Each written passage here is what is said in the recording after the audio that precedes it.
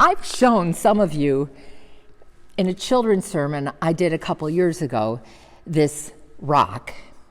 Before Bo and I were married and we were still dating, he gave me this as a gift.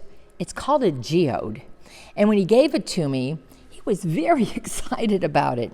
And I thought, well, how cute, a brown rock. And I guess this is the type of gifts you get when you date a person who was a geology major in college. But what I did not know was the beauty that was inside the rock when you cracked it open.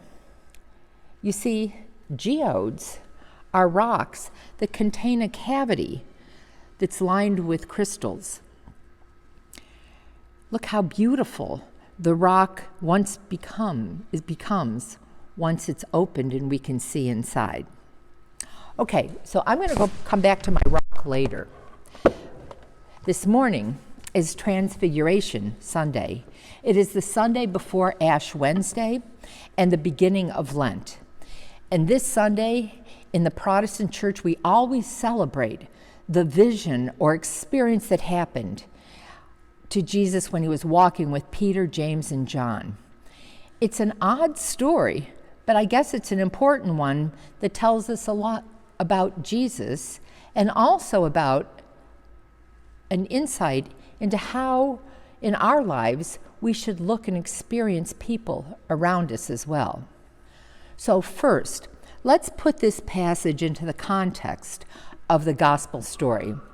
Earlier in the chapter, when Jesus asked Peter what others thought he was, and Peter answered that others say he's John the Baptist or Elijah or one of the prophets. And Jesus then asked Peter who he thinks he is. And Peter answers, Jesus is the Messiah. And Jesus tells him not to tell anyone. And immediately following that confession or statement of faith by Peter, Jesus foretells his imminent death to his disciples. And then, 6 days later, we hear the story of the Transfiguration. So Peter, James, and John go with Jesus on a journey up to what is called a high mountain. And it's believed that it might be Mount Tabor, which is really just a hill, but it does rise dramatically above the surrounding area, and it's been considered the border zone between heaven and earth. And although I've never been to the Holy Lands, I assume that it must be like a place that's like the island of Iona off of the coast of Scotland, where it is also believed that there's only a thin layer between the material and the spiritual worlds. So when they were there, this vision or this revelation or this group hallucination occurs, and Jesus' whole body begins to radiate and shine as bright as the sun. And he's seen talking to Moses and Elijah. And I'm sure that Peter, James, and John were rubbing their eyes and blinking, wondering if they needed a drink of water or possibly they'd eaten something bad for breakfast. Their stomachs weren't right. And Peter, who's always the pleaser, is ready to make little homes for Jesus and his companions on top of that hill. But then a cloud came and, of course, terrified the three disciples, but the voice coming from the cloud said, "This is my son, the beloved. Listen to him." Well, this is the authoritative statement from God about the divinity of Christ that all have been waiting to hear. And immediately afterwards, everything went back to normal. And as the three disciples were probably still blinking their eyes and rubbing them in disbelief and trying to make sense privately to themselves about what had just happened, and as they worked their way back down the mountain, Jesus tells them not to talk about what happened until after he's gone. Well, some of you know I have trouble with the Transfiguration story. I read it each year, and I try and work through how this story can speak to us today. If this vision, which is actually also recorded in Matthew and Luke, really occurred, what difference does it make to us in our lives. And as I work through this, one important lesson keeps speaking to me. Peter, James, and John were Jesus' closest disciples and companions. And Peter really almost understood Jesus more than anyone else. But on that day, when they were walking up a mountain together, they came back with a clear understanding of the divinity of Jesus.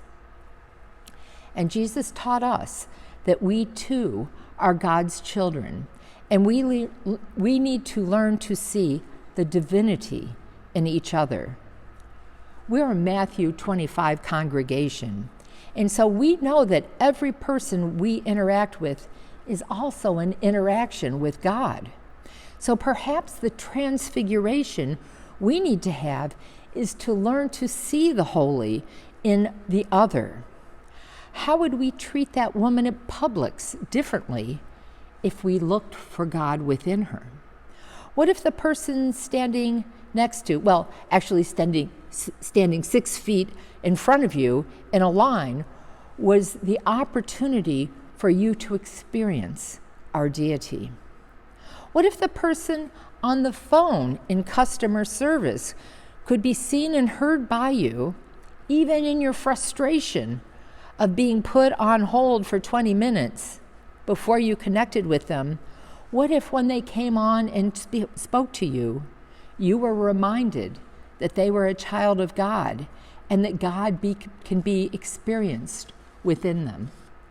Differences would not be divisive if all were opportunities to experience the divine. And perhaps we would begin to work for unity when we see each other, not just ourselves, as God's own.